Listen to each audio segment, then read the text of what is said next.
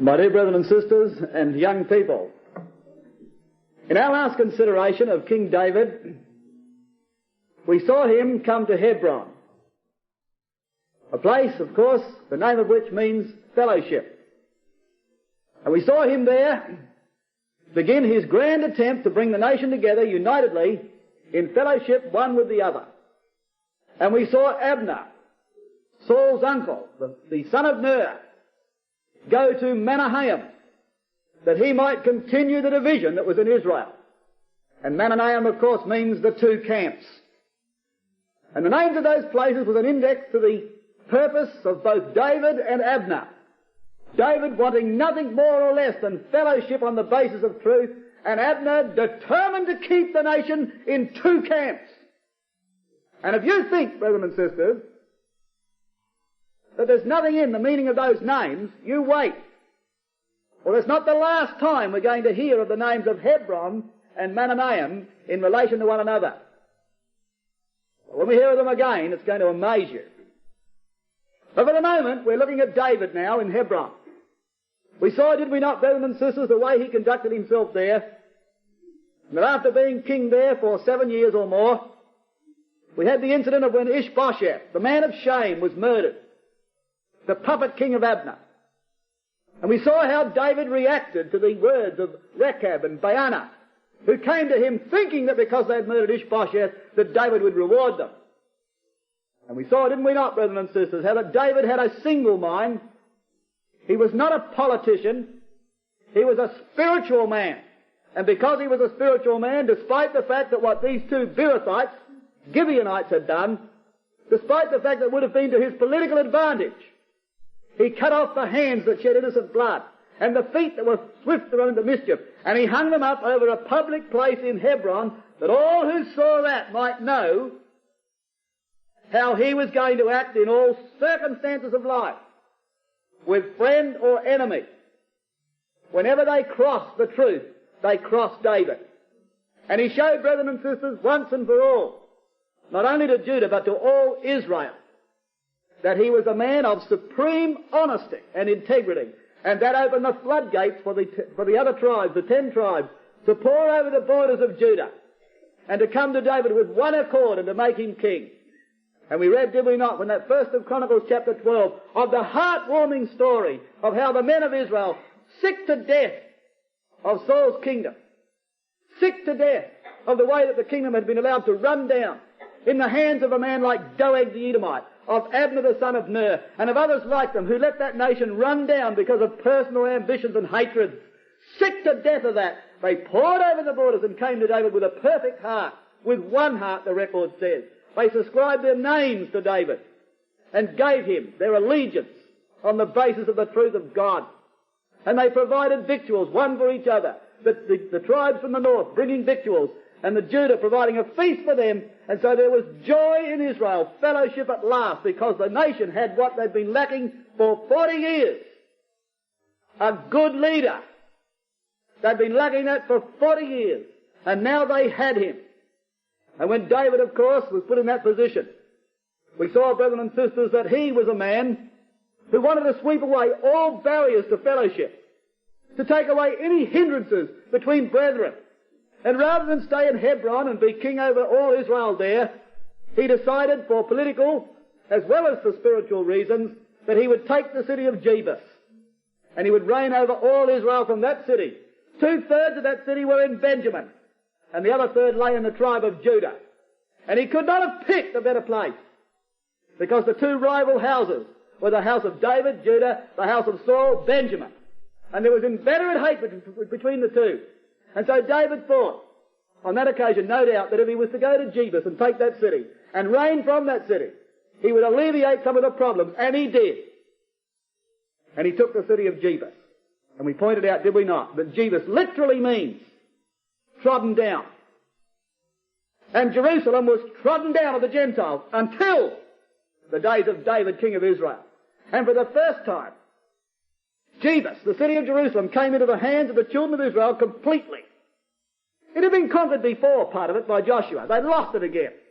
But now, for the first time, the whole of the site of Jebus became into the hands of the children of Israel. And he was able to seize that kingdom, or that city, because of the courage of that man of supreme courage, Joab. And matching that courage was a ruthlessness and a character that was absolutely merciless to people. And yet it was through the superlative courage of Joab that the city fell. And no doubt David, as I pointed out, would have been somewhat disappointed that a man like Joab should have earned the right to be captain of his host. For Joab and David, as I've said and I'll say again, were completely incompatible one with each other. Because, as I pointed out, there was fundamentally a difference between them. David was soft and Joab was hard. And they never could see eye to eye on that score. And yet it was the brave Joab who took the city of Jerusalem. And so he left David in that blaze of triumph and glory. And this was going to continue, brethren and sisters, a march of glory. And he was going to go to greater and greater things. So the record says of him, David grew on, and Yahweh was with him. And tonight we're going to see a lot of that growth. A lot of that growth where David grew on and on. But you see, when he came to the kingdom and all Israel had crowned him king, there was a nation to the west of him who immediately noticed this. And in the 2nd of Samuel chapter 5, we read in verse 17, "But when the Philistines heard that they had anointed David king over Israel, all the Philistines came up to seek David." Now, brothers and sisters, we've pointed out before that whilst we, of course, have got no affinity with the Philistines, and every time we use that term, we almost say it with contempt, like Israel did, those uncircumcised, yet one thing can never be doubted, and that is this, that the Philistines were incredibly brave. They were brave, there's no doubt about that. Not only were they brave, but they were never a people who were prepared to rest upon their defences. They were forever on the attack. And they are an example in that record. And as I pointed out, Paul quotes their example, that when the Philistines went and defeated Israel at Aphek and took away the ark of God from them, they said, "Quit yourselves like men, be strong, ye Philistines." And Paul quoted that in the 1 Corinthians chapter 16 and verse 3. For the Christians to emulate that example. Not of false worship, not of the immoral and evil ways of the Philistines, but there was no question about the bravery of the Philistines. And when the Philistines heard that David was crowned king over all Israel, that was a colossal threat to the coastal kingdom of the Philistines. For behind them was the Mediterranean and nothing else. And the Philistines knew that as long as they were on that plain and there was a powerful kingdom up here in the hills, they had no hope. Because once that kingdom grew powerful enough, they would decidedly have the advantage over the coastal plain because it was a straight downhill run. Whereas the Philistines had nothing behind them but the Mediterranean. And so they moved immediately into the central hills that they might come to seek David. And that, of course, in those days was a very brave thing to do because David's renown was everywhere. Now, we read something very strange at the end of that 17th verse. It says that when David heard of it, he went down to the hold.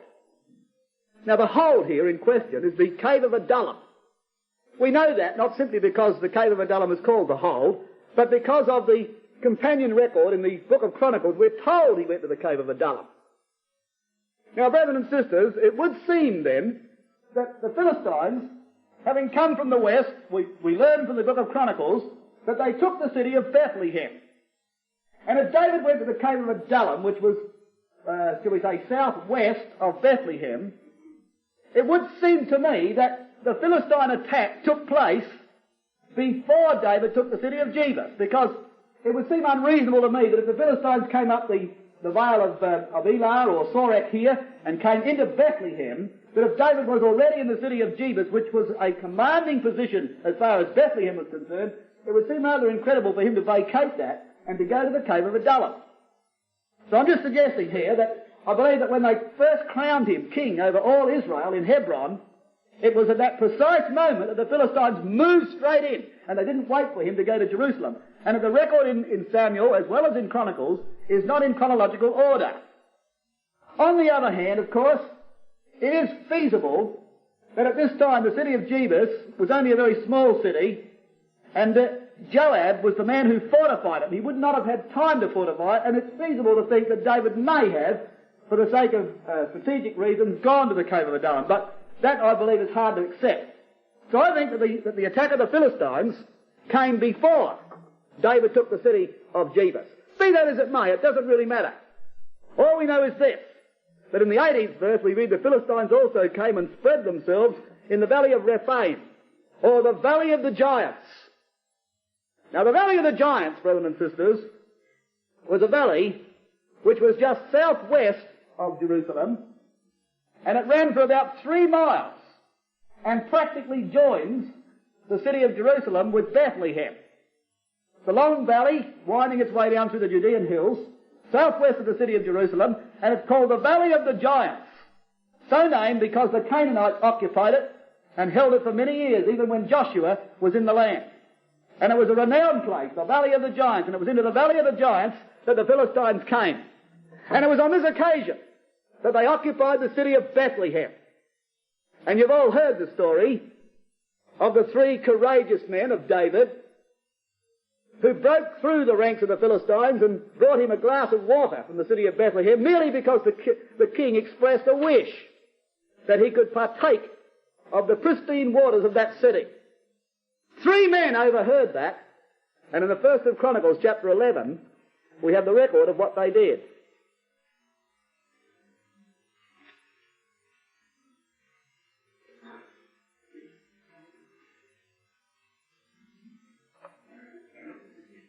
And in the 1st of Chronicles, chapter 11,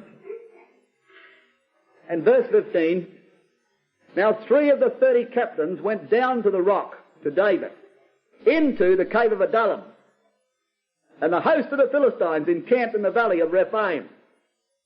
And David was then in the hold, and the Philistine garrison was then at Bethlehem. And David longed and said, "Oh, that one would give me drink of the water of the well of Bethlehem that is at the gate." And the 3 brake through the host of the Philistines and drew water out of the well of Bethlehem that was by the gate, and took it and brought it to David. But David would not drink of it, but poured it out unto Yahweh, and said, "My God forbid it me that I should do this thing.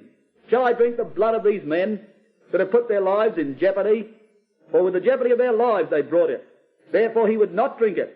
These things did the 3 mightiest. And those 3 mightiest are named in the 2nd of Samuel 23, and they were 3 mighty men. Now, brothers and sisters, what's the point of all this? I believe it illustrates the influence that David had over his men. Now, Saul could never have commanded such service as that. He could never have commanded such service as that. And there's spontaneous service, brethren and sisters, given on the basis of a mutual love, of a man that they all looked up to, and they were mighty men. They were David's 3 mightiest. And they were not Joab, they were not Abishai, they were not Asahel, they were not Benaiah. They are men that hardly appear in the record at all. And they were the mightiest of all of them. And there they were, they overheard him speak these words. They broke through the ranks of the Philistines and they brought him that water. And David, by his action, demonstrated his respect for those men. But the point of the record is, I believe, brethren and sisters, what men will do for a man that they love and respect because of what he is. And his very wish was their command. Saul could never command the respect that that man commanded. And it was an illustration, I believe, of the power which David exercised over his men. You know, brethren and sisters, rather interesting to note, just by the way, that in that 1st of Chronicles chapter 11, when these 3 great men broke through that host, the record of Chronicles goes on to give a list of the mighty men of David. Included amongst them in verse 20 is Abishai, the brother of Joab. In verse 26 we have Asahel, the brother of Joab. And in verse 39, Naharai, the armor-bearer of Joab. But we don't find Joab. And neither in that record, nor in the record of 2nd of Samuel 23 do you find the name of Joab. And yet 3 times his name appears there.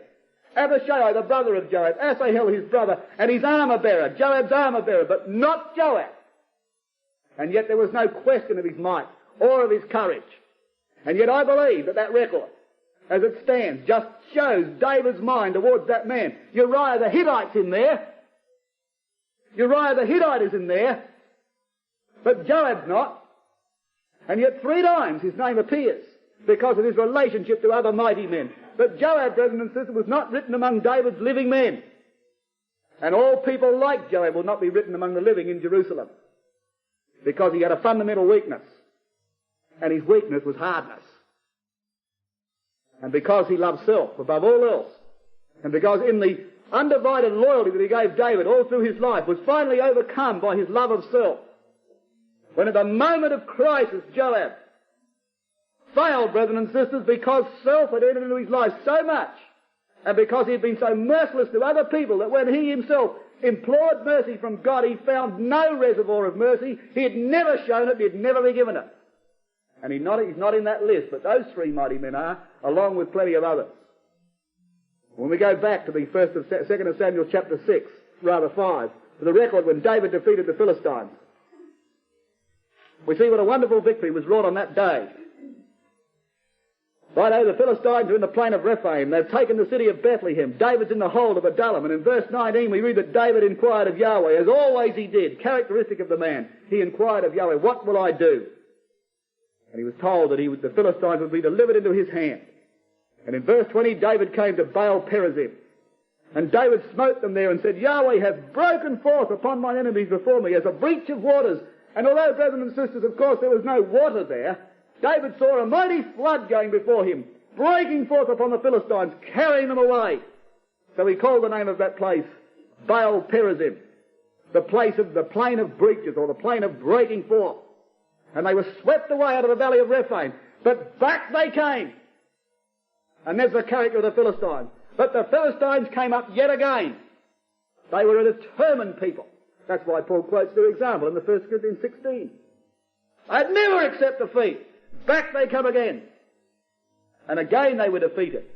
And these defeats of the Philistines are recorded by the prophet Isaiah as being amongst the great acts of God. And he says that God was going to perform in the latter days his strange act, as he did at Baal Perazim. And this victory became renowned, brethren and sisters, not only in Israel but among the nations, because the Philistines were considered to be the best of the nations as far as this sort of warfare was concerned. And on the second occasion, we read that when they came up again, that in verse 23, that David inquired of Yahweh. And again he got his answer. Yes, go up, but fetch a compass behind them, and come upon them over against the mulberry trees. When we put the record of Chronicles with that one, we find that what the information was this, that they were to fetch a compass behind the Philistines, they were also to attack the Philistines, and then they were to retreat from before the Philistines, and they were to go back and back and back until they came back to the mulberry trees. As Chronicles tells us, they were to attack them and then draw away in defeat, as it were, till they came to the mulberry trees. And these mulberry trees, by the way, were the balsam tree, not a mulberry tree. The word in the Hebrew is bakar, means a weeping tree. The weeping tree. So named, they say, because of the way the gum would ooze out of the tree. And those trees would be called the weeping trees. And I can imagine David, as he went towards these fierce and hostile Philistines, brave men, terrific in battle, going up to the front of them, and then drawing away, and the Philistines gaining the upper hand and driving him back to the mulberry trees. But then he had to wait there until he saw the wind bend the tops of the trees over. And he knew then, brethren and sisters, that retreat no longer was needed. Because going in the top of the mulberry trees is one who called himself Yahweh of armies. And he would know then that the armies of heaven were above him and all around him, and that the chariots of God encamped around about those who love and fear him, and that there was no might on earth could stop them. And he drove forward when he heard the going of the tops of the mulberry trees, swept over the top of the Philistines, and drove them right back to Gaza, right back to the western coast, where they'd come from. And the Philistines were finally defeated. That is, in respect to David's kingdom. They came again. But for the moment, the Philistines are put to flight. In the 1 Chronicles chapter 14 and verse 7, verse 17, this made a profound effect upon the nations. And so in the 1 Chronicles chapter 14 and in verse 17, when David had won these 2 great victories, we have a notification of how that the effect of these victories brought the fame of David into all lands. And so we read in the 1st of Chronicles, chapter 14 and at verse 17, and the fame of David went out into all lands, and Yahweh brought the fear of him upon all nations. And David was going on, and Yahweh was going to make him great. But now, brethren and sisters, the Philistines, the immediate enemy, the one who had always been the neighbour to Israel and the immediate threat, are for the moment quiet. David's got them under control. Now he's taken the city of Jerusalem. He's king over all Israel, and one thing is dominating David's thinking. It had been dominating his thinking for many years. And the thing that David was worrying about, brethren and sisters, was that up at Kirjath, or just beyond Kirjath-Jearim, was the Ark of God. Was the Ark of God in Kirjath-Jearim, the city of the wood. And it had been there for more than 70 years. 70 years the Ark of God had been up there. And in all the days of Saul, it never entered into Saul's mind during the 40 years of his reign to go and get that Ark and to bring it back. He never worried about it. Never thought about it. And for 40 years there was a tabernacle at Gibeon, north of Jerusalem, and the Ark of God was at Kirjath-Jearim. And what a state of the nation, brethren and sisters, spiritually. When in the ecclesia of God, as represented by the tabernacle being the central portion of worship, the brethren and sisters were prepared for over 70 years to accept the fact that it didn't need the presence of God in the tabernacle for them to be saved. No one worried about it, but it never left David's mind. It agitated him. It worried him. And so we read in the 1st of Chronicles 13 that the first thing he did when he came to power in Jerusalem, that he consulted with the captains of thousands and hundreds and every leader, and said in verse 3, or verse 2, and David said unto all the congregation of Israel, if it seem good unto you, and that it be of the Lord our God, let us send abroad unto our brethren everywhere that are left in all the land of Israel, and with them also to the priests and Levites which are in their cities and suburbs, that they may gather themselves unto us. And let us bring again the ark of our God to us. For we inquired not at it in the days of Saul. And verse 5 says, so David gathered all Israel together. Now have a look where he gathered them from. He gathered them from Shihor of Egypt, even unto the entering in of Hamath, to bring the ark of God from the city of the woods, Kirjath-Jearim. He gathered them, brethren and sisters, from Shihor in Egypt. And if we can take Jeremiah as an authority, Shihor is another name for the river Nile. And the entering in of Hamath, this map doesn't go far enough north to show it. It goes right up, nearly to the border of modern Turkey. And David gathered them from the Nile, right to the top of the land, as far as he could go. As far as his influence went, brethren and sisters, he gathered the brethren and sisters from everywhere that they might see the Ark of God brought from Kirjath-Jearim, a mere 10 miles from Kirjath-Jearim to Jerusalem, and that they might see what is going to be done. And this was, of course, one of the great things of David's life. It was one of the great things of David's life. We inquired not at it in the days of Saul. That was the difference between the two men. And yet all David could think about is how he's going to bring that ark to him. And so he made preparations to bring that ark. He consulted with all the elders of Israel. He consulted with the heads of thousands. He consulted with the heads of hundreds. He called the whole congregation together. They talked about it, they talked about it, and they talked about it. And then they went and made a fundamental error. You can't understand it, how they did make the error. Except in this, that David was so carried away by what he was about to do, that he made this fundamental error, brethren and sisters, and he paid heavily for it. And it just shows us, does it not, that in all circumstances of life we've got to be dreadfully careful what we do. Because when David was hunted like a fugitive, he inquired of Yahweh. When he went to battle against the Philistines, he inquired of Yahweh. But now he's coming to a point in his life that he's been waiting for ever since he was a boy, when he can not only be king of the nation, but that he can preside over the nation as the vice-regent of Yahweh, bringing everybody to the central, focal centre of their life, to the God of Israel, and to see that David was nothing in comparison. And this is all David cared about. It was his whole desire. All his salvation. He couldn't think about anything else. And yet in the moment of triumph and glory, the very enthusiasm of the man so overcame him that in that enthusiasm, he failed, brethren and sisters, to do what he had been doing all his life. And that's to inquire of Yahweh and to work out the proper approach unto him. And he made a fundamental error. And he paid heavily for it. Back in the 2nd of Samuel chapter 5, or chapter 6, we take up the record from here and we follow this story, and it becomes a very interesting story indeed. Now David had thought as to how he should bring the ark up unto God. And we read in verse 3 of the 2nd of Samuel chapter 6 that they set the ark of God upon a new cart. Now that's an eloquent expression.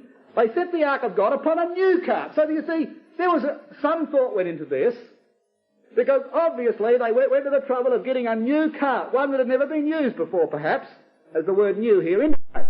It had never been used before, so that here was an act of reverence towards the ark, which the very fact of getting a new cart evidences that they did think about this.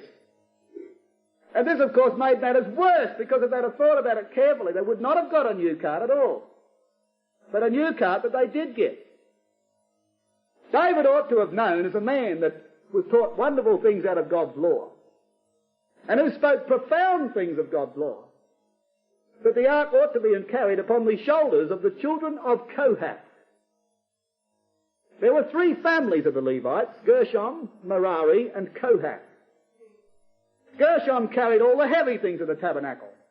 Merari, the lighter materials, the curtains and so forth. But to the children of Kohath alone pertained, brethren and sisters, the carrying of the most holy vessels, including the ark, and they had to carry that upon their shoulders.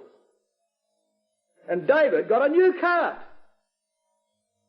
The Philistines had brought it back on a cart, and perhaps he had thought to himself, well, the Philistines sent it from Beth Shemesh through to Kirjath-jearim, or from Philistia rather, through to Beth Shemesh on a cart.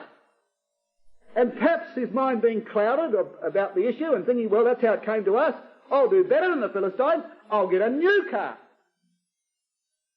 But he didn't think clearly, brethren and sisters, and it doesn't matter in what circumstances of life we have found, whether in adversity or in prosperity, pays to do what we're told. After all said and done, this is the sort of thing that lost Saul the kingdom. Thoughtlessness. But of course there's a different reason here. Saul, because he was influenced by the people and was a weak-natured man, he had a weak characteristic. He was influenced by pressure from without. David was never influenced by pressure from men. Anything but.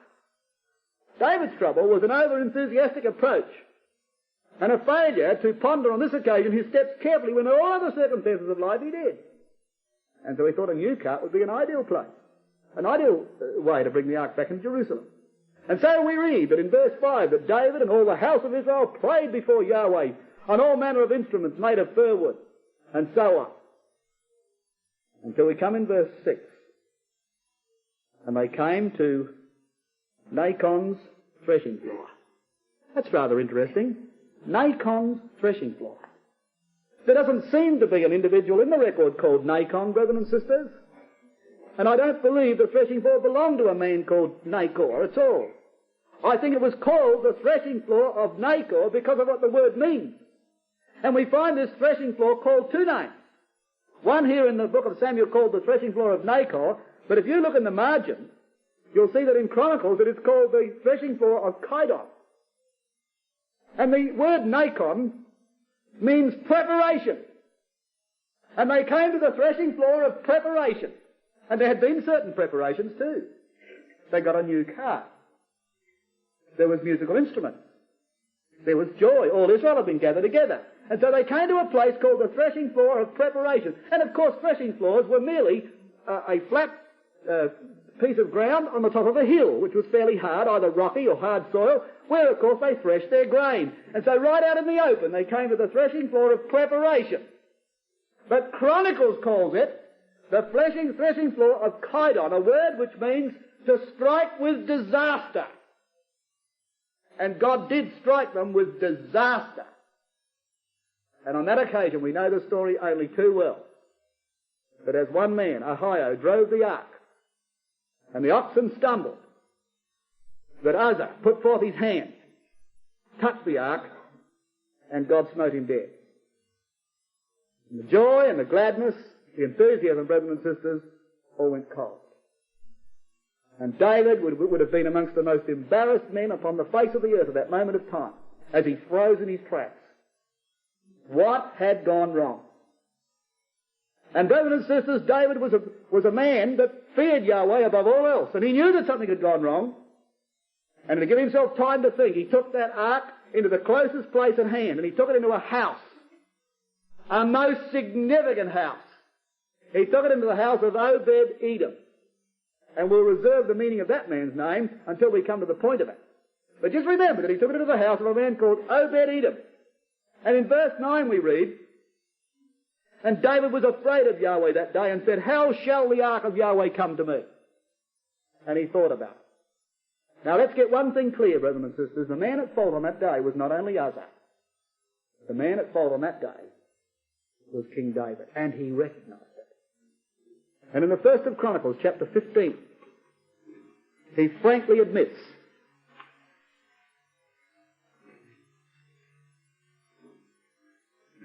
that he was at fault. Speaking to the Levites,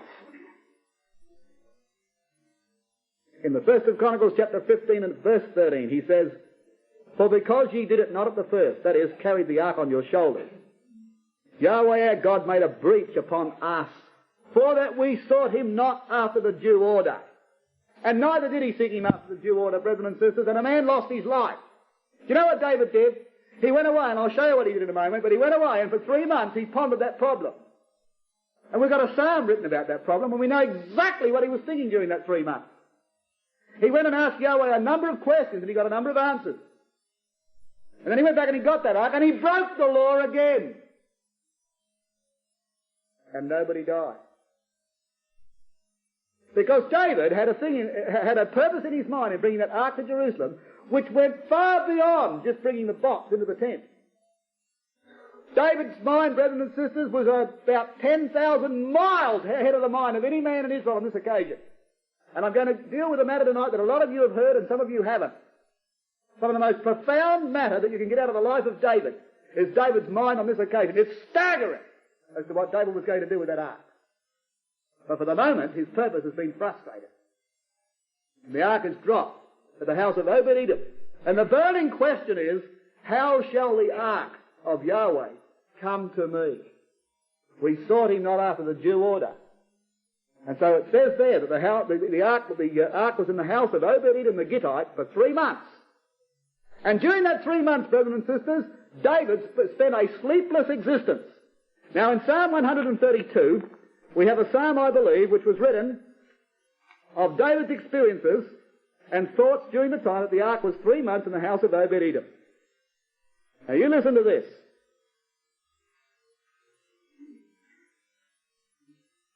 We read first of all verses 4 to 6.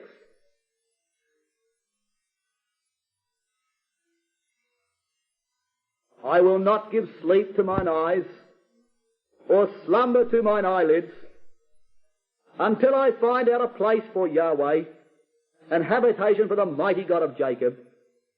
Lo, we heard of it at Ephratah. We found it in the fields of the woods, and so on. And there's the mind of David, brethren and sisters, as you can imagine him pacing up and down. I will not give sleep to mine eyelids. I will not rest until I find a place and a habitation for Yahweh, for the mighty God of Jacob. And the people of Israel, we're hearing it in Ephratah. We hear it in the fields of the woods. The man can talk about nothing else. I will not give rest to mine eyes until I find a place for the ark of Yahweh. And Saul was prepared for 40 years to ignore the fact that the ark was at Kirjath-jearim and the tabernacle was at Gibeon, and no one cared less. And this man for 3 months turned over on his bed, tossed backwards and forwards. How shall the ark of Yahweh come to me? It's all he cared about, brethren and sisters. And what do we worry about? The Lord Jesus Christ said, I am he that walks in the midst of the ecclesia. And that walking in the midst of the ecclesias is consequent upon the ecclesias doing what they're told. And we hope, brethren and sisters, above everything else, that the Lord does walk in the midst of the ecclesia.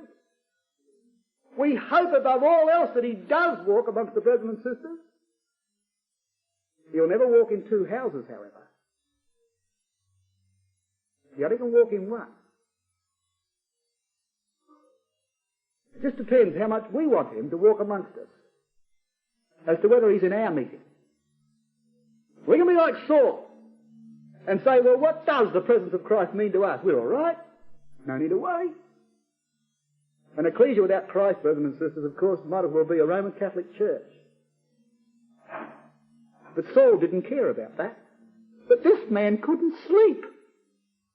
He couldn't sleep because the ark of God had not come to that city. And he wasn't going to sleep until he found the answers why it didn't. And now he starts to question Yahweh. And you go through this psalm with me and see how he puts a question and gets an answer. First of all, in verse 1 and 2, he asks a question. Lord, remember David and all his afflictions, how he sware unto Yahweh and vowed unto the mighty God of Jacob. Verse 11, he gets his answer. Yahweh hath sworn in truth unto David. He will not turn from it. Of the fruit of thy body will I set upon thy throne. You see, brethren and sisters, David thought that when Yahweh had smitten Uzzah, that perhaps that there needed to be he'd gone somewhere fundamentally wrong in his life. What had he done wrong? So the first thing he answers about the great promise, the vow, the great promise that Yahweh made to him. Perhaps that he'd gone wrong in this. No, Yahweh says, I've sworn in truth unto you, David, I won't turn from it. Well, in verse 4 and 5, he asks another question. I won't give sleep to mine eyes and slumber to mine eyelids until I find a place for Yahweh, an habitation for the mighty God of Jacob. And he gets his answer in verse 13. For Yahweh hath chosen Zion. He hath desired it for his habitation. So all right, he was heading towards the right place. You might say to yourself, well, didn't he know that Yahweh was going to dwell in Zion? Well, you wait and see. There was a problem there, brothers and sisters, and it had to be answered. Was he heading towards the right place? Yes, as God, your word, David. So he reinforces that with another question in verse 8. He says, Arise, O Yahweh, into thy rest, thou and the ark of thy strength. So you see, he wanted to find out whether or not the ark should go to that place, and that should represent the presence of God. He gets his answer in verse 14. This is my rest forever. Here will I dwell, for I have desired it. All right, you've got another problem now in verse 9. He says, Let thy priests be clothed with righteousness, and let thy saints shout for joy. Why would he say that? Because, brethren and sisters, David had in his mind, and now we're getting some hints as to the great purpose that David had in bringing that ark to Jerusalem. David had in his mind a period of transition, a tremendous period of transition, and he was going to do something that had never been done before in that nation. He was virtually going to serve notice of a great change in the constitution of Israel.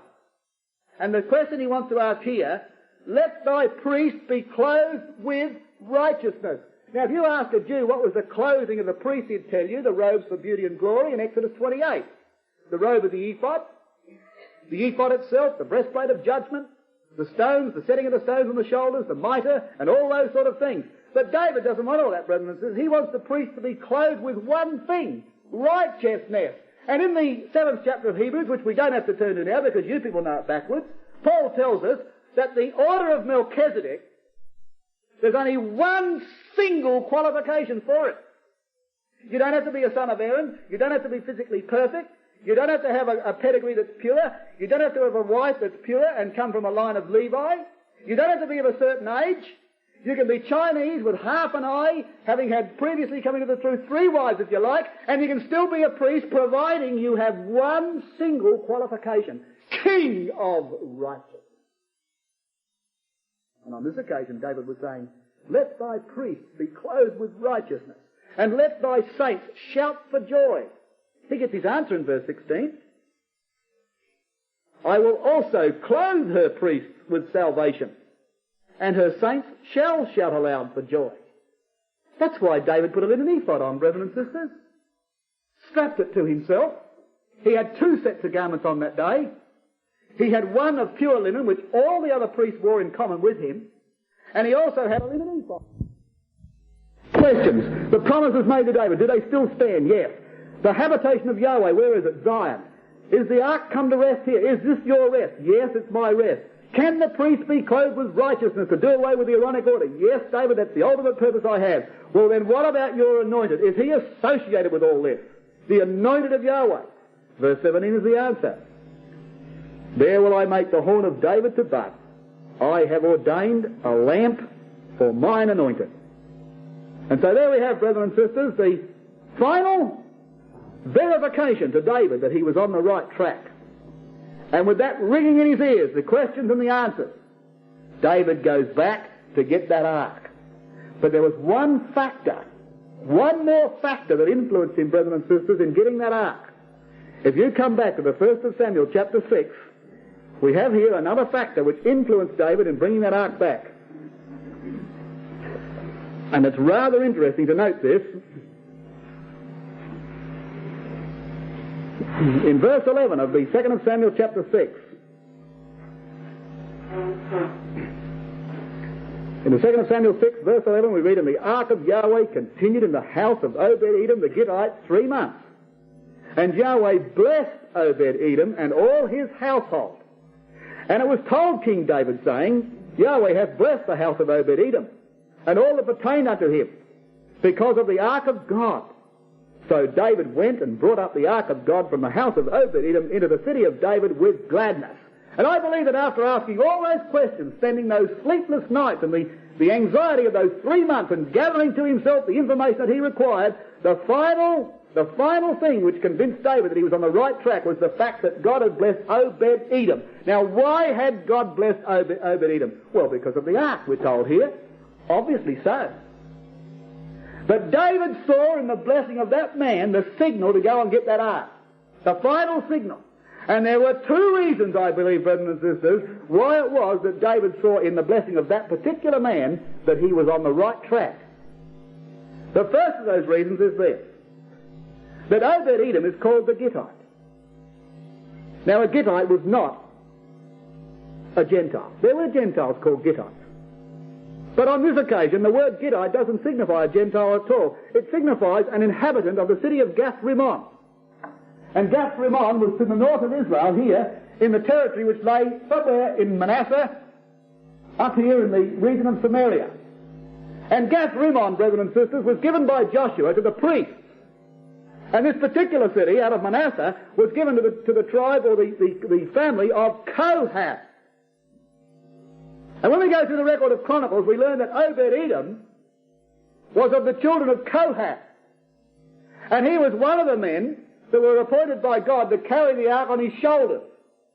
And when David saw that he blessed that man, David said in the 1st of Chronicles chapter 2, that none ought to carry the ark but the Levites.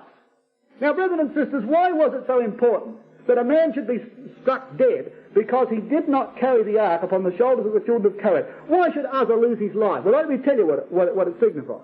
And you don't have to be a brilliant student of the Word of God to come to this conclusion. All you need is a concordance. Why do you imagine that the children of Kohath had to go and get that ark and lift it up and carry it on their shoulder? Settle it on their shoulder comfortably, and off they march with the ark on their shoulders. You've only got to get hold of a concordance and look at the word shoulder and go through its usages to find what was meant. Because whenever you have the word shoulder used in any spiritual sense, it means that a person takes upon himself personal responsibility. For example, the government shall be upon his shoulder. There's an outstanding usage of the word. Whose shoulder? Who's going to be responsible for the government of this world? The Lord Jesus Christ. And to him, the world will answer, and he will answer to God. Because it'll be his responsibility to rule this world in righteousness, and therefore the government shall be upon his shoulder. Zechariah 7 and verse 11 tells us that Yahweh appealed to the children of Israel, but they pulled away their shoulder from responsibility. And you see, brothers and sisters, the ark represented the manifestation of the glory of God. And who carries that? Every single individual Christadelphian. And if you don't carry the ark of God on your shoulders, you're going to be struck dead. And that's the lesson that David had to learn.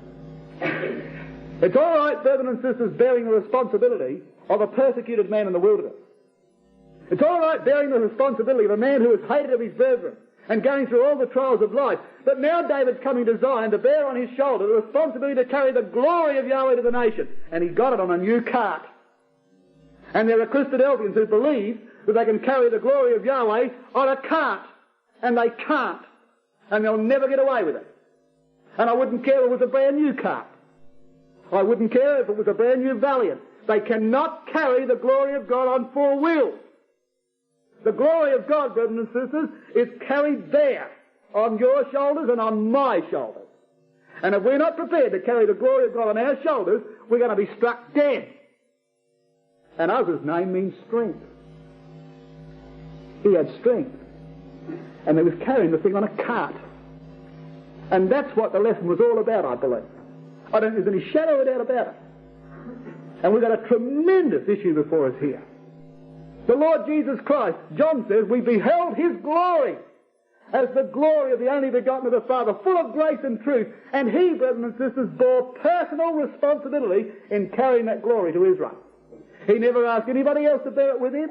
He never called upon any expedient to make it any easier. He rested that glory heavily upon his shoulders and carted it into Israel, that he might manifest to them that as far as he was concerned, there's only one way to carry the glory of God, and that's personally. And David had to learn that lesson. And there was a man called Obed-Edom who was a member of the children of Kohath, a man who was personally responsible for the carrying the ark on his shoulder. And when David had gone all through that, and he got that final verification that he was on the right track, in the 1st of Chronicles chapter 15, he goes back and he makes preparations to make the second attempt to bring the ark back into Jerusalem. Now then, in verse 2 of the 1st of Chronicles chapter 15, David said, none ought to carry the ark of God but the Levites. For them hath Yahweh chosen to carry the ark of God and to minister unto him forever. And we're Levites, brothers and sisters, separated unto God for the service of the truth. And we ought to carry the glory of God and to minister unto him. And so verse 11, he calls together Zadok and Abiathar the priests with their brethren. And he says in verse 12, and he said unto them, ye are the chief of the fathers of the Levites. Sanctify yourselves, separate yourselves, you and your brethren, that ye may bring up the ark of Yahweh God of Israel unto the place that I have prepared for it. For because ye did it not at the first, Yahweh our God made a breach upon us, for that we sought him not after the due order. And we read in verse 15, and the children of the Levites bear the ark of God upon their shoulders with the staves thereon, as Moses commanded according to the word of Yahweh. And then David, brothers and sisters, goes into tremendous preparation. And you could go all night on the preparations that he made here. Tremendous occasion. Remember this now, that the ark of God had left Kirjath-Jearim. He's only a short distance from the city of Jerusalem. And yet that short journey was going to be one that was going to be burnt into the memory of everyone who saw it. So David gathered together those who could lift up their voice with joy. He had choirs on this occasion. He gathered together the instruments of brass, the cymbals. He had the wood instruments. He had the stringed instruments. He had them all in order. He had a choir and then the orchestra, a choir and an orchestra. And he had them marching towards that city in perfect harmony. And he had the glory of God being personally borne on the shoulders of those who represented the nation. And away they went towards that city. And verse 20 tells us, at the end of that chapter, at the end of that verse, that there were those with psalteries on Alamoth. And the word Alamoth means the maidens. Evidently, brothers and sisters, there was a female choir singing to the tunes of the psalteries, the stringed instruments. And here was a female choir singing to the melody of the stringed instruments.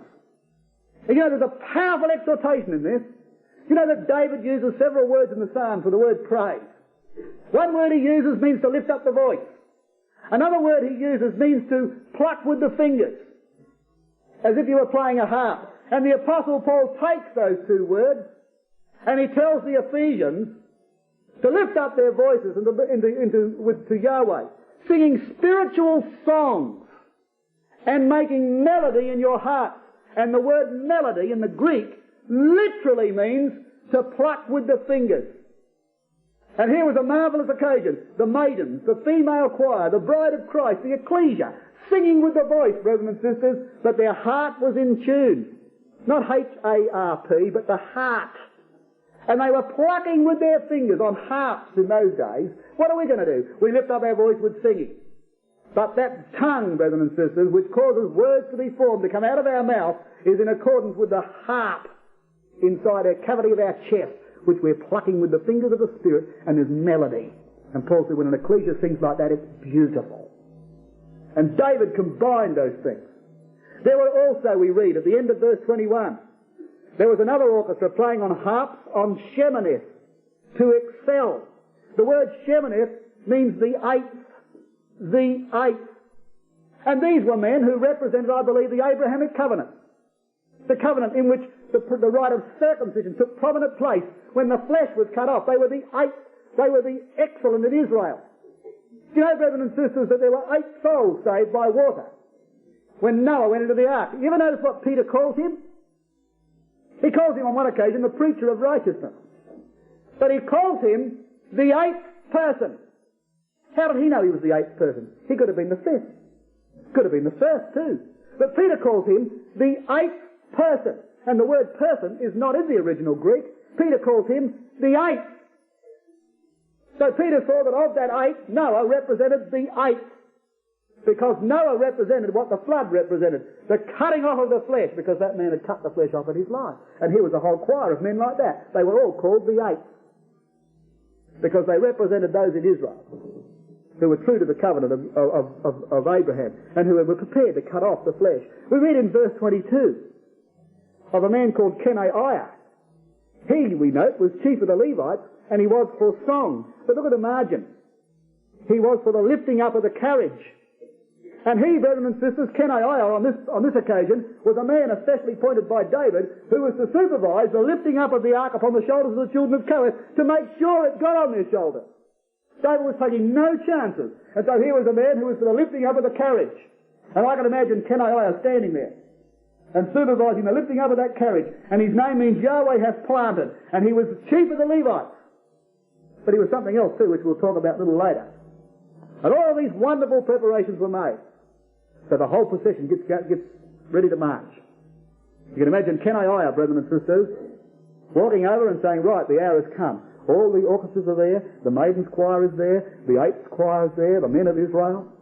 They're all ready, there's a fervour of excitement. Kenaiah gives the word, they bow down, they lift up the ark, and gently, firmly, put it upon their shoulders. Everybody's ready. And David orders them, we read tonight, and we won't turn to it now, but in the 2nd of Samuel chapter 6, he orders them to take 6 experimental steps. And you can imagine, brethren and sisters, on that occasion, that hushed concourse. As the whole concourse moved, I believe, 6 experimental steps. And you can imagine the silence. 1, 2, 3, 4, 5, 6. Nothing happened. Nobody was struck dead. And David went wild. He just gave vent to his feelings. He sacrificed, first of all. And he went wild, brethren and sisters, because now he could see, with those 6 experimental steps having been taken, and Yahweh silent, that the blessing of God was upon him. And he went out in front of that concourse, and he gave himself over, brethren and sisters, to ecstasy such as has never been given before. And the nation saw the king down off of his high horse, down off of his throne, away from the court where he stood head and shoulders above the people, down to ground level, one with the people, unity, fellowship, wearing the ephod, representing the priesthood. There was a king priest in Israel, brethren and sisters, and he went wild with ecstasy because he knew he'd got his answer and his lifelong ambition was fulfilled. God was with them. And you can imagine the contrast with Saul under the shadow of Gilboa in the tent of a witch. God has departed from me. And you can see the contrast between the two men. And David danced with all his might. And we read in verse 26, and it came to pass, when God helped the Levites, that bare the ark of the covenant of Yahweh, they offered 7 bullocks and 7 rams. And David was clothed with a robe of fine linen. And all the Levites that bare the ark, and the singers, and Kenaiah, the master of the song, with the singers. David also had upon him an ephod of linen.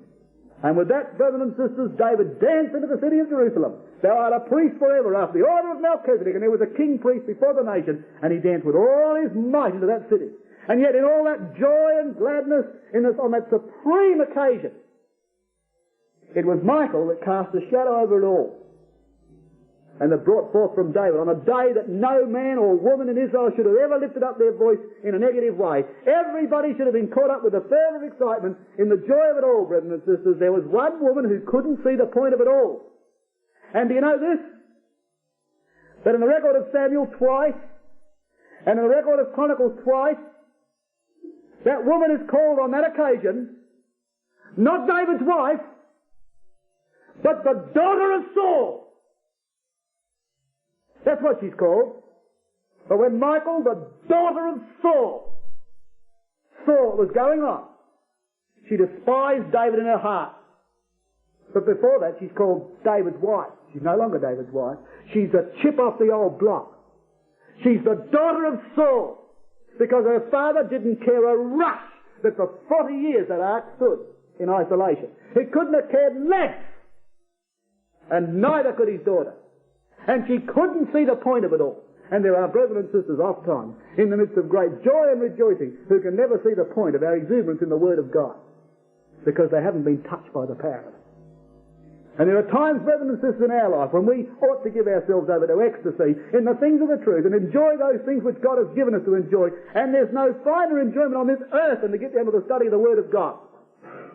There's no finer enjoyment on this earth, and I didn't care less about the rain today. As far as I was concerned, it was a blessing, because I stayed home and I had a wonderful day thinking about the aspects of David and Bathsheba and the revolt of Absalom and the coming to the throne again of David. And I was transported, and I don't care less what anybody thought about the day. I thought it was wonderful.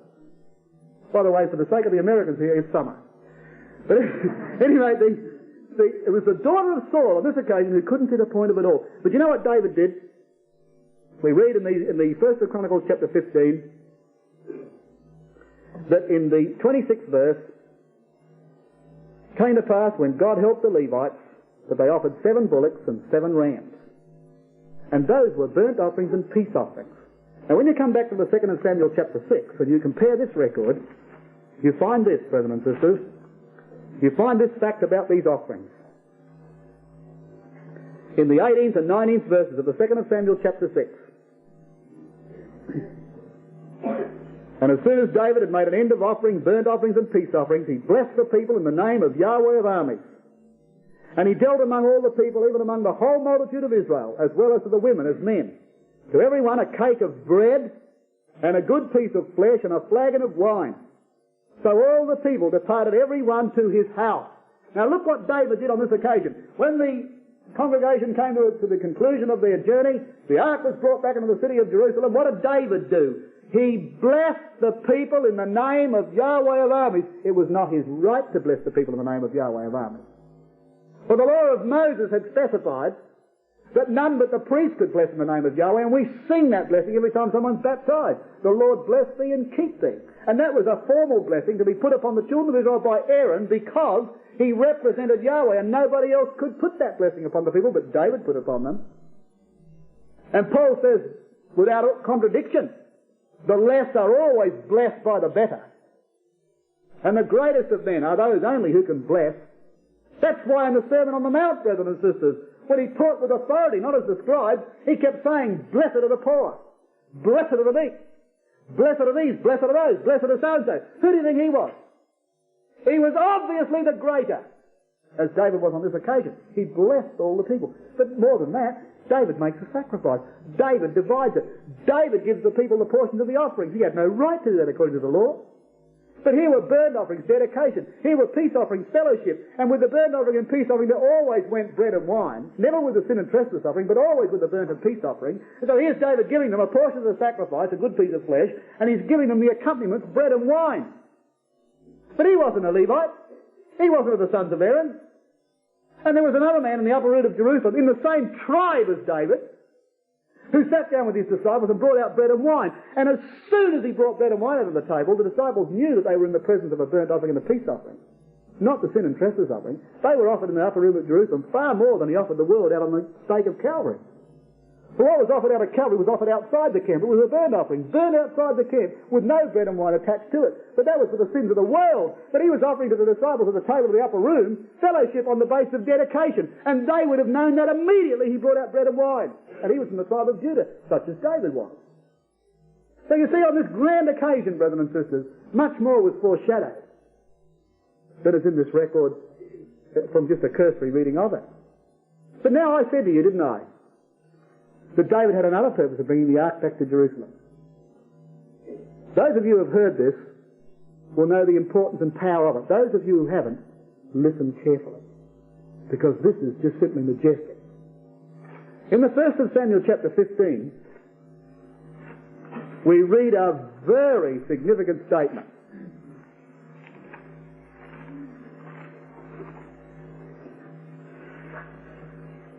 I'm sorry, the 1st of Chronicles 15.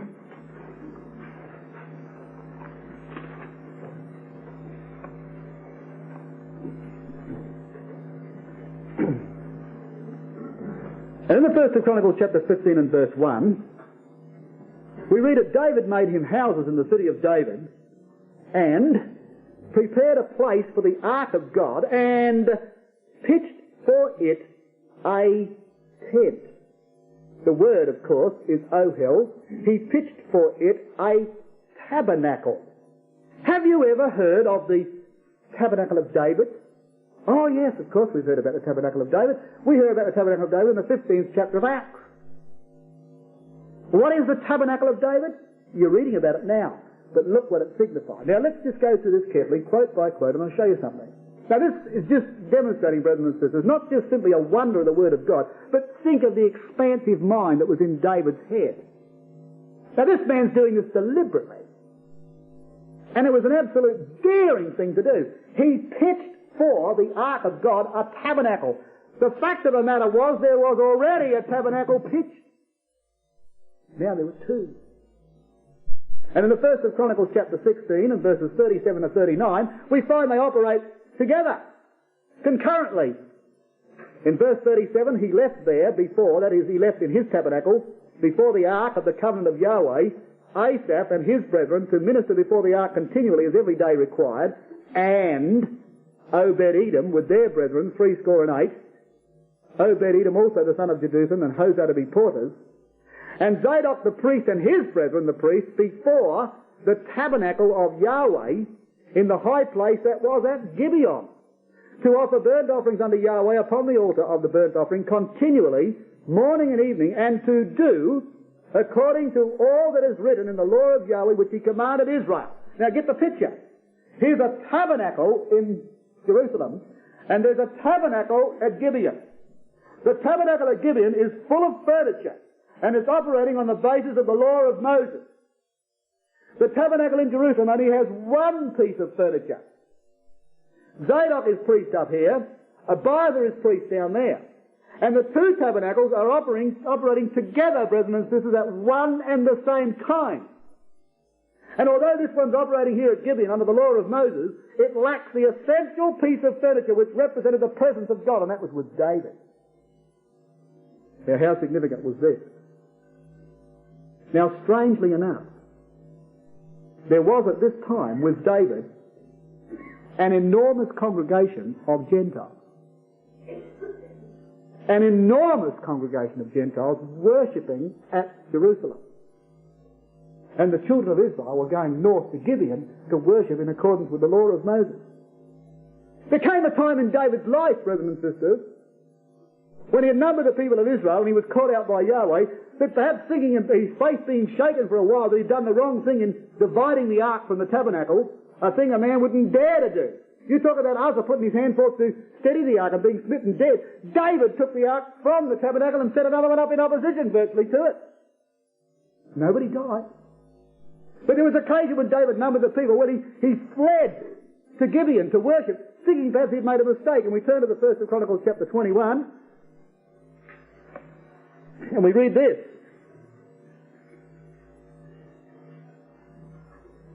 In verse 28 of the 1st of Chronicles 21,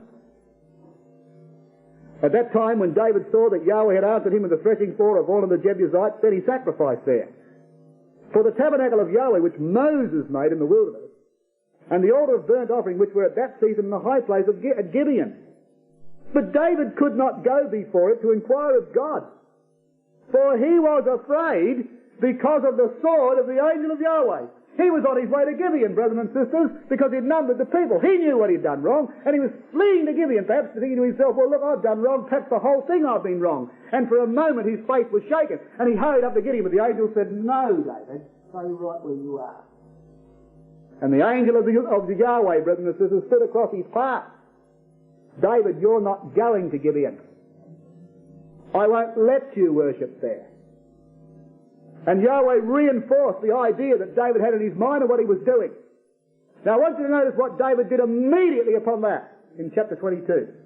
Then David said, this is the house of Yahweh, and this is the altar of burnt offering for Israel. And David commanded to gather together the strangers that were in the land of Israel, and he set masons to hew wrought stones to build the house of God. Immediately upon being stopped to go to Gibeon, brethren and sisters, he goes straight back, knows now that he's been reinforced in his idea that Zion is the place of the great temple, and he starts to gather together the strangers. And when Solomon came to the room, and he got all the strangers together that David had gathered together, you know how many he counted? 153,600 of them. 153,600 Gentiles that David had gathered together to build the temple and to be associated in the worship. And there came a day in the ecclesia of God when certain men from Judea came down and said, except a man be circumcised after the manner of Moses, he cannot be saved. He made two mistakes in that statement in the 15th chapter of Acts. Don't turn to it because you know it. You just listen. Except a man be circumcised after the manner of Moses, he cannot be saved. The two mistakes were these. That circumcision wasn't necessary, seeing that Christ had died and the law had been taken out of the way. And secondly, whoever said that circumcision was of Moses?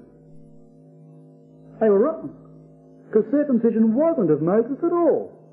It was of the fathers. And Jesus reminded them of that in the 7th chapter of John. So these Judaistic-minded people who'd come down to the Jerusalem conference or to the Jerusalem ecclesia were wrong on two counts. And so they called a conference of the apostles to discuss this heresy which had crept into the ecclesia. But there was a wider question, brethren and sisters. It wasn't so much now, not only of keeping circumcision, but as the conference proceeded, it became obvious that the Judaizers were saying that not only does a man have to be circumcised and keep the law of Moses, but were the Gentiles, did they have any right to be in the truth? Was it right to incorporate Gentiles? They were dogs. Why should they come into the truth of God? Why, it's exclusive to the Jews. And so Paul got up. And he told them about his experiences among the Gentiles. Or rather, Peter did, first of all. Told them about his experiences among the Gentiles. Oh, I've seen the power of the Spirit given to the Gentiles. I believe that they're in the truth. Sat down. Paul got up and he supported him. So did Barnabas. And they all, the three of them, Peter, Paul and Barnabas, spoke about the same thing. Their experiences among the Gentiles. But you can imagine the Jews listening to Peter, Paul and Barnabas and saying, oh, that's all very well for you to talk. We weren't there to see it. We've only got your word for that. And they did too. They only had their word for that. But James, knowing, brethren and sisters, there was one thing alone that could convince a Jew, and that was the Scriptures, especially the Old Testament. He knew that. He said, now listen, brethren, hearken unto me. God is taking out of the Gentiles a people for His name. And to this agree the words of the prophet. After this I will return and build again the tabernacle of David. For what reason? That the residue of men and all the Gentiles upon whom my name is called might seek after the Lord. And that was the end of the matter. Nobody argued any further. James dictated a letter, they wrote it, and they sent it to the ecclesias. And the Judaizers walked out defeated because there was no answer to that, brethren and sisters, because after this I will return and build again the tabernacle of who? There were two in the days of David, his and Moses. The children of Israel worshipped there under the law, and David gathered Gentiles there under grace. And after this I will return to build again the tabernacle of David, that the residue of men might seek after the Lord. And all the Gentiles upon whom my name is called, saith the Lord, who doeth all these things. No argument. The argument terminated with that. And they knew straight away. There was no need to argue anymore, because that, brothers and sisters, was unanswerable. And that's what the tabernacle of David meant. It was a magnificent argument. But now listen to this. James was quoting, we won't turn to this either because you know it, James was quoting the 9th chapter of Amos. And in the quotation that he made, he said, after this I will return and build again the tabernacle of David, that the residue of men might seek after the Lord. But Amos didn't say that. James was interpreting Amos. Amos said that after this I will return and build again the tabernacle of David, that the residue of Edom might seek the Lord. And the ark was in the house of a man called Obed Edom. And the word Obed means a helper. And there the ark came to rest in a man that carried the ark upon his shoulders, and he was a helper of Edom. And he was the one that was found down in Jerusalem with David's ark in his tabernacle, supervising the worship of the Gentiles. And when David saw that Yahweh had blessed the house of a man who was prepared to work for Edom, he went and got that ark, and he brought it into the tabernacle that he had pitched for it, because he knew, brothers and sisters, by the very indications that he was given, that that's where it ought to go. Now, how is that for thinking? How do you like that for a mind in David that thought that out? No wonder that Peter says that he was a prophet. No wonder that Peter said that David foresaw the Lord always before his face. No wonder that Peter said he's seeing this before. No wonder that time and time again we have in the record that David had a tremendous insight into the principles of the truth.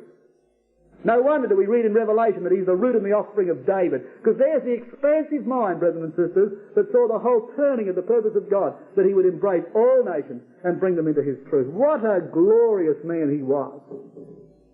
And he set up that tabernacle for that very purpose, that he might incorporate into the truth all nations. What a wonderful man he was. And all Israel would have seen that to a degree.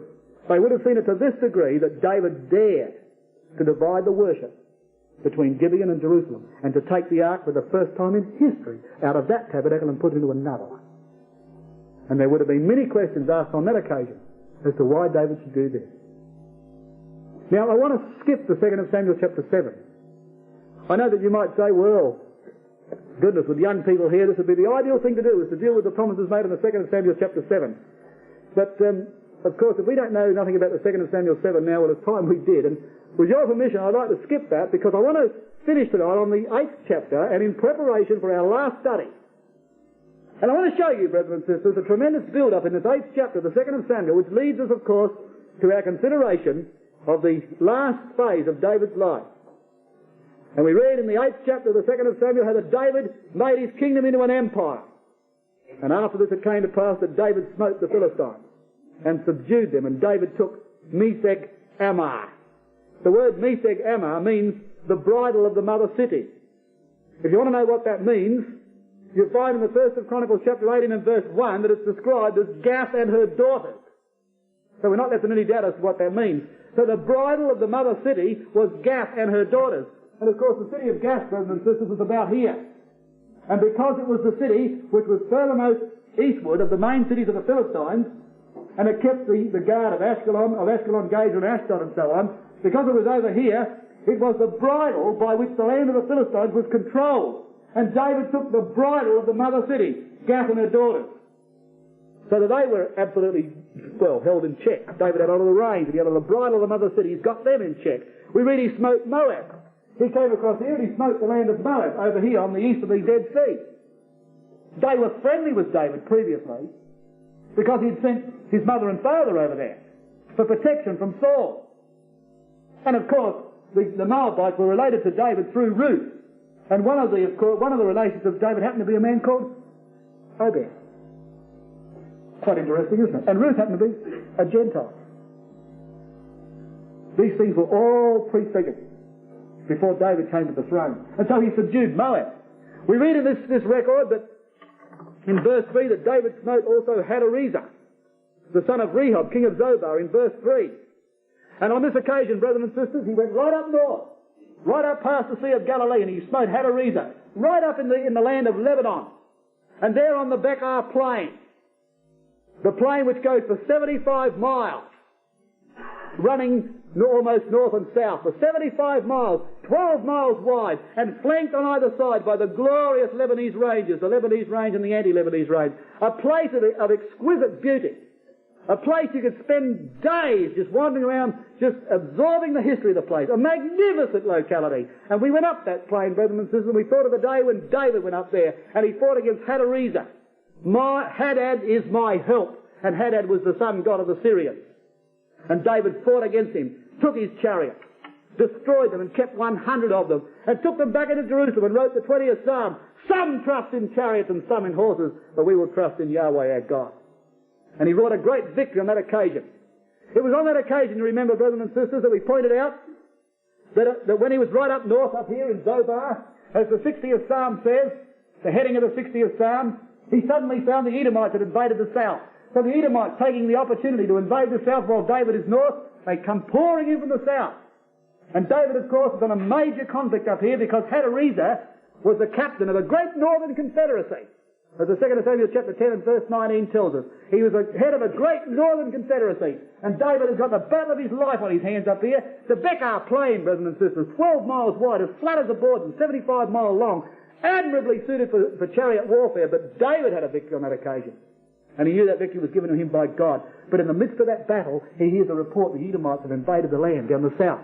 So he assigns two very powerful men, Joab and Abishai, the brothers, to go down there to see what they could do about it. And Joab, with a forced march, came right down south. About 100 miles he would have marched, and came down to the Valley of Salt, the bottom end of the Dead Sea, and immediately went into a pitched battle with the Edomites and slew 18,000 of them. And then Joab spent the next 6 months of his life getting around just killing Edomites. 6 months! And he'd enjoyed every day of it too. So much so that remember that Hadad, another man with the name of Hadad, fled into Egypt. And when Joab was dead, he said to Pharaoh, I can go home now, Joab's dead. And that was the dreadful scourge of Joab as he went down to the city of Edom. And later on we learn in the 60th Psalm that David says, who shall bring me into the strong city? And we rode into the city of Petra, the capital of Edom, through the Siq, S-I-Q. We rode through this great canyon they call the Siq. 1.25 miles long, brothers and sisters, and you've never seen anything like it in all your life. I've heard about it, I've read about it, I've seen photos of it, I studied it to go there, and I was staggered when I went there. You couldn't believe it that a man could take that city. And the things you read about it, you think you know all about it when you go there, and it staggers you as you ride a horse into that place, and you've got to sort of just breathe in to get between the rocks on places, and you look straight up for about 50 to 60 feet in some places, and you can hardly see the light of day as this narrow, tortuous, winding defile into the rock-red city of Petra. And David said, who shall lead me into the strong city? And God led him into the strong city. And he overthrew Edom. So what do we find now? The Philistines are being bridled. Hadad, the sun god, he's gone out. There's no light up there. Joab's come down here, and for 6 months he's been beating down the Edomites. And all the kingdoms around him are being subdued by David. And then Joab and Abishai go across here. And they go to attack the Ammonites. But whilst they're fighting with the Ammonites, remember the other night? Down come the Syrians. And they're jammed between the two of them. The two great brethren, Joab and Abishai, powerful men, who would never admit defeat. And you know the words as well as I do, as Joab said to Abishai, if the Syrians are too strong for me, you come and help me. And if the Ammonites are too strong for you, Abishai, I'll come and help you. Got the point? Yes, says Abishai. Well, be strong, says Joab, for the cities of our God and for our God. And quit yourselves like men. And as I said before, nobody suggested what would happen if the Syrians and the Ammonites were too strong with the both of them, because they wouldn't admit defeat. And because of the faith they had, and they had faith and courage, they won a great victory, brothers and sisters. And they chased the Syrians home. Joab was the first one to be successful. He came back, and with Abishai, his brother, he drove the Ammonites into the city of Rabbah, today the capital of Jordan, Amman. And he drove them into the city of Rabbah, a city built on 7 hills, a city whose centre saw the worship of the god Molech. And when the children of Ammon went into the city of Rabbah, Joab went home to Jerusalem. But the Syrians came again. Hadad got them all organised again. After his licking defeat up there, he came down, got them all organised, and they attacked again, and Joab went back again, and he defeated the Syrians. And the conquests were complete, brothers and sisters, except for one city. There only remained one city to complete the conquest of David. The only city that was holding out was Rabbah, the capital of Ammon, or the capital of Ammon. And at the turn of the year, in the spring, Joab and his men sallied forth to complete the victories of David. One remaining stronghold. And David was king of the world. And as Joab marched out of Jerusalem to go to that city, David goes and lays on his bed near to the roof of his house. And the life of David was about to take a dramatic turn.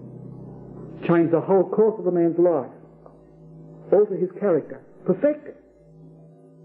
And he was to go be plunged into the deepest pits of despair that has ever overtaken a man. Right at the very epoch, brothers and sisters, when one more city to fall. And he was absolutely supreme in the world, the greatest man on the earth. And he was lying on his bed, having a rest, while Joab went forth to fight the wars of Yahweh. And the rest of that story we'll tell you Saturday night.